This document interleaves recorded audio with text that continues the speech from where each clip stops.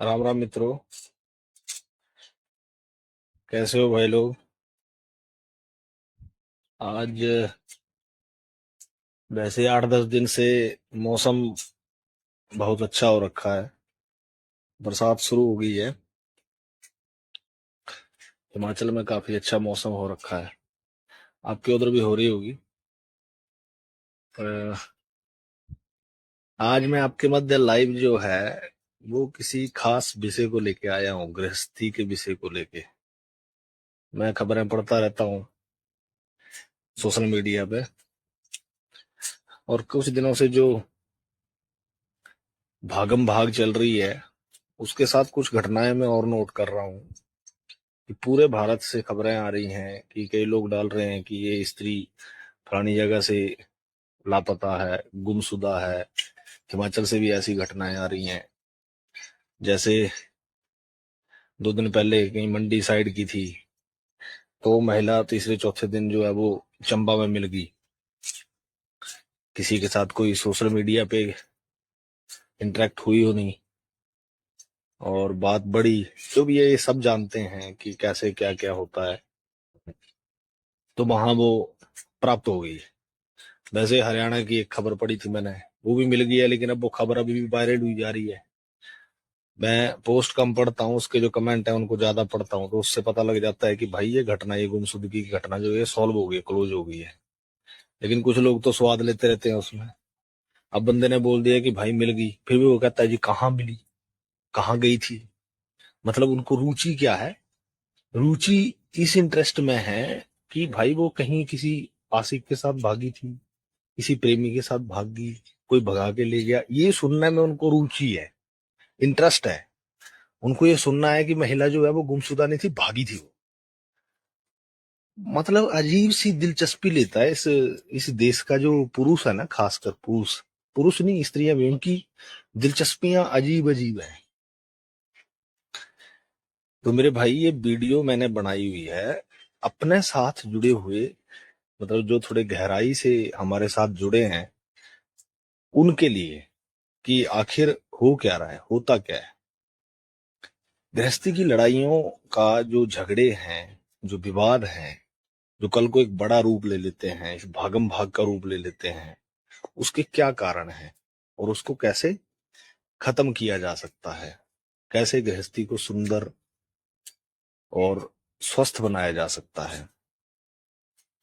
तो घरों में क्या होता है कि आजकल क्या है भाई, लगभग जो है, जो विवाह 2010 के बाद हुए, मतलब 5 के बाद ही रख लो आप, 2005 के बाद जो विवाह हुए हैं, जिनके विवाह को इस टाइम लगभग 18-20 बरस हो गए, तो उसके बाद लगभग बच्चे जो हैं वो पढ़े लिखे हैं, चाहे लड़की हैं चाहे लड़कियां हैं।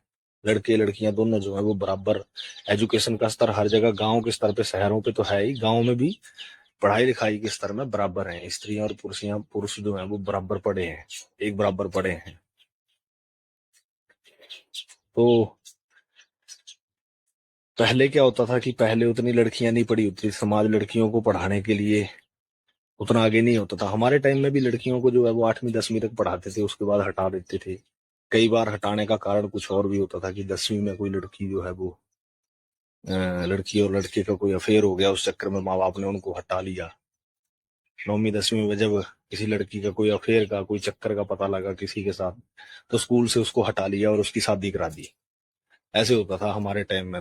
मेरा 2011 में हमारा विवाह हुआ था, तो 2005 से 10 के बीच में ऐसा होता था कि किसी लड़की का कोई अफेयर का पता चल गया कॉलेज में, गांव में, तो उस टाइम दबाव बना के उनकी शादियां करा दी जाती थी।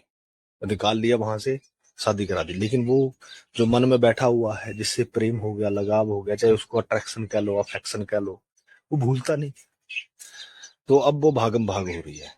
उस टाइम जो जोर जबरदस्तियां करी माँ बाप ने, वो भागम भाग हो रही है अब।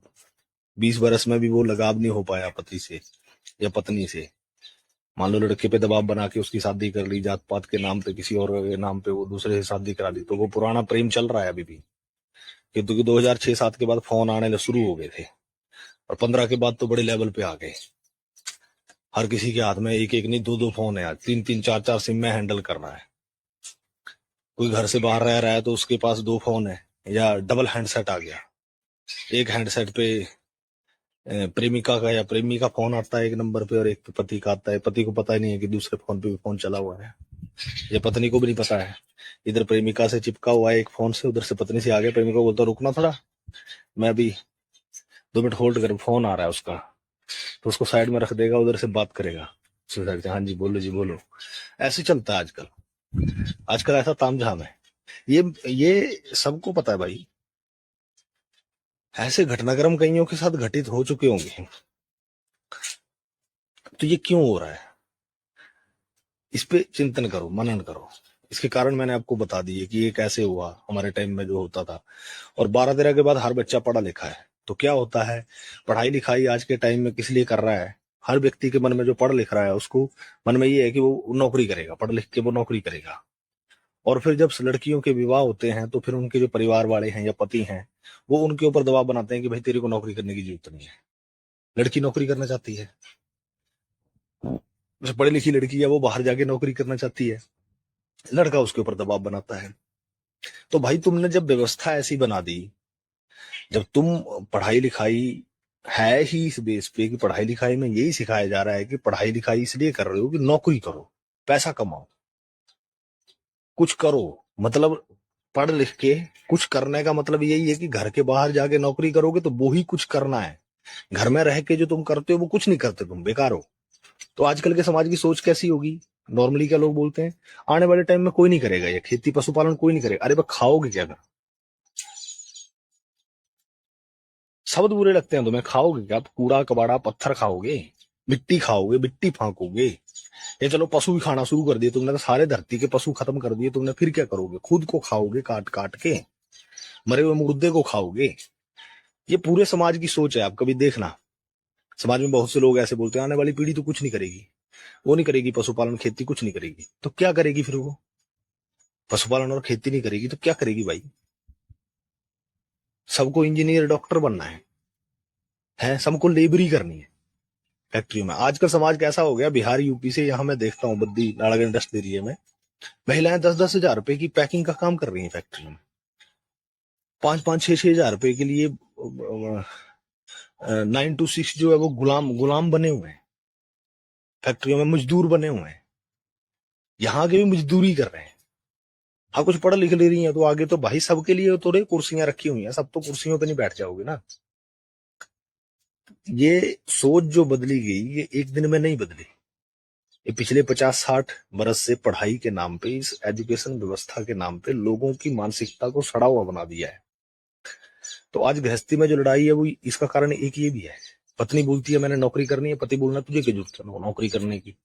वो मूवी देखी हुई है आपने, आमदनी अठन्नी खर्चा रुपया।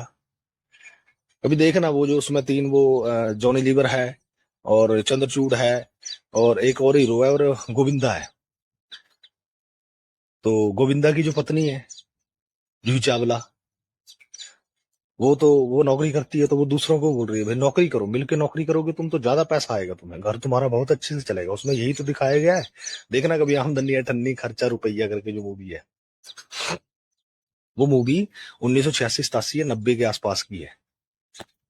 90 मतलब 90 के दशक में वो बनी थी।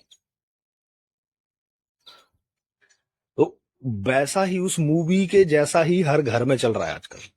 महिलाएं बोलती है हमने नौकरी करनी है, पुरुष बोलता है तूने नहीं करनी है। और ज्यादा जोर जोस्ती करे तो पी के मार कुटाई करता है उसका शोषण करता है, दबाता है। उस चक्कर में क्या हो रहा है फिर, उस चक्कर में गृहस्थी जो है वो कढ़ा का अड्डा बन जा रहा है। गृहस्थी में रोज कुछ ना कुछ टकटकाट लड़ाई झगड़े हो रहे हैं।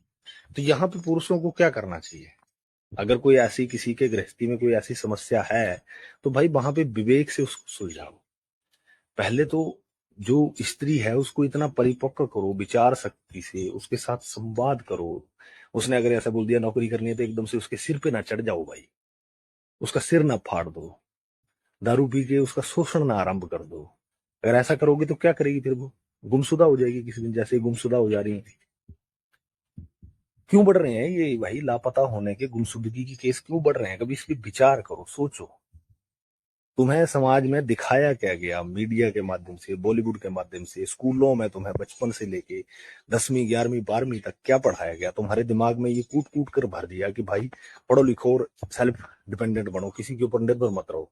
और किसी के ऊपर निर्भर ना रहने का मतलब ये है कि विवाह कर लिया तो अपने खर्ची जेब भी, अपने पर्स, फोन और इसके लिए अपने निजी स्वार्थ के लिए जो आपने कमा लिया तो आप डिपेंडेंट हो गए। लेकिन वो ये नहीं सोच पाते कि हम जहां नौकरी कर रहे हैं उसके ऊपर भी हम डिपेंड हैं। इसके ऊपर मैंने पहले भी एक वीडियो बनाई थी। डिपेंडेंसी का मतलब ये नहीं है कि को आप घर में काम कर रहे हैं और कोई बाहर काम कर रहा है तो वो आप उसके ऊपर बाहर काम करने के बारे में, जो बाहर से नौकरी से कुछ पैसे कमा के ले आ रहा है 20-25 हजार 30 हजार पे, तो वो उसके ऊपर आप डिपेंड हो गए। हर कोई एक दूसरे के ऊपर डिपेंड है।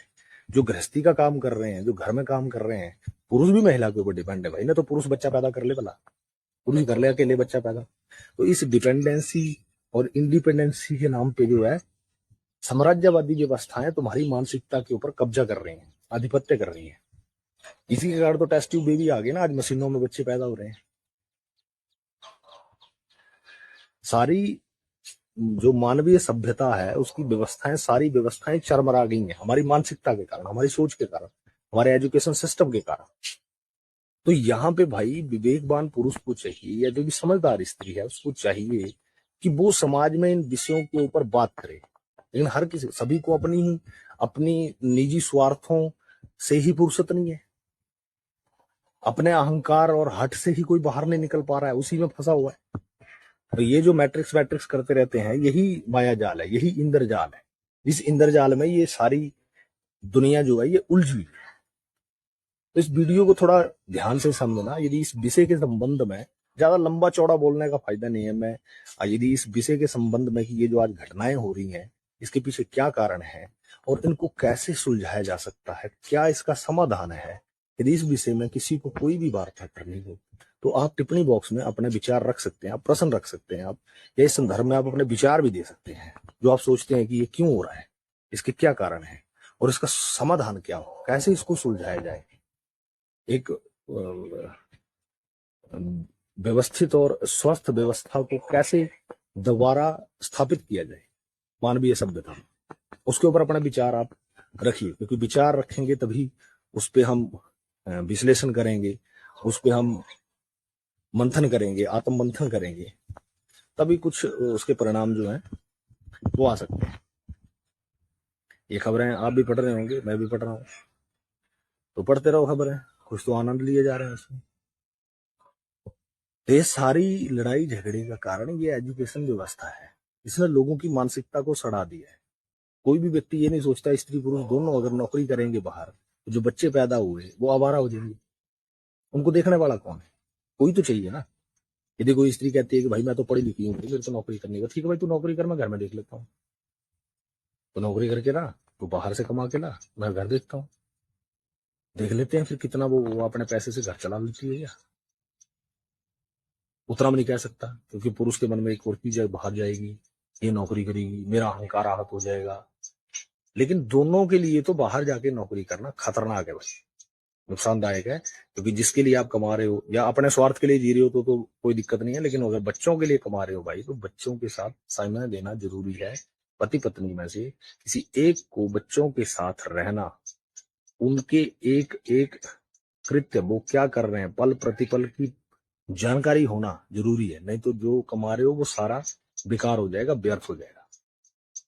इसलिए हमारे बुजुर्गों ने पहले ये व्यवस्था बनाई कि पुरुष बाहर से कमा के लाए, स्त्री घर में करे। क्योंकि और पुरुष इसीलिए व्यभिचारी हुआ। पुरुष क्यों व्यभिचारी है, पुरातन से ही क्यों व्यभिचारी है? क्योंकि वो बाहर जाता है, बाहर उसको कोई ना कोई जो है वो उस टाइम से ही था, बाहर जो है उसने सारी व्यवस्थाएं बना ली अपनी। बाहर जा रहा है, पत्नी से दूर जा रहा है कहीं कमाने, कामुकता जाग रही है तो एक व्यवस्थाएं खड़ी कर दी उसने। दहलीज से बाहर घर में अगर पुरुष रहता तो वो ऐसा नहीं होता जैसा वो हो रखा है। तो अब स्त्रियां भी बाहर जाने लगी तो वो भी पुरुषों की बराबरी करने लगी, वो भी पुरुषों की तरह ही होगी। पुरुष पहले 2-2 3-3 स्त्रियां रखता था, अब स्त्रियों ने रखना शुरू कर दी। तो भाई जो कार्य पुरुष के लिए है वो पुरुष के लिए शोभा देता है। एक स्त्री घर में रह के भी पुरुष से कहीं ज्यादा काम करती है। एक स्वस्थ परिवार की नींव रखना, उसमें संस्कारों का रोपण करना, ये एक स्त्री का कार्य है। एक स्त्री गर्भ में किसी जीव को पालती है। पुरुष कभी स्त्री से बड़ा नहीं हो सकता। बाहर जाने से, घर से बाहर जाके काम करने से कोई बड़ा नहीं हो जाता। स्त्री सदैव ही पुरुष से ऊपर है, क्योंकि उसने उस पुरुष को जन्म दिया है, गर्भ में रख के उसको संस्कार दिए हैं, उसका पालन पोषण करा है। इससे बड़ा काम नहीं हो सकता। वो पूरे परिवार के लिए भोजन पका के दे रही है। वो शक्ति जो हमें आएगी उस अन्न को खा के, उस अन्न को वो पका के परोस रही है, उसमें अपने प्रेम को सम्मिलित करके वो खिला रही है पूरे परिवार को। तो उससे बड़ा कार्य नहीं है कोई। समझो इसे भाई। और एक सुव्यवस्थित स्वस्थ व्यवस्था खड़े करने में हमारा सहयोग दें। आप भी अपने विचार रखें, ताकि हमें भी, मैं जो बोल रहा हूँ क्या पता मैं गलत हूं, तो आप वहां बताइए कहाँ मैं गलत हूं, वो बताइए, ताकि मैं उसमें सुधार करूं। ठीक है। प्रणाम। जय हिंद, जय भारत, हर हर महादेव।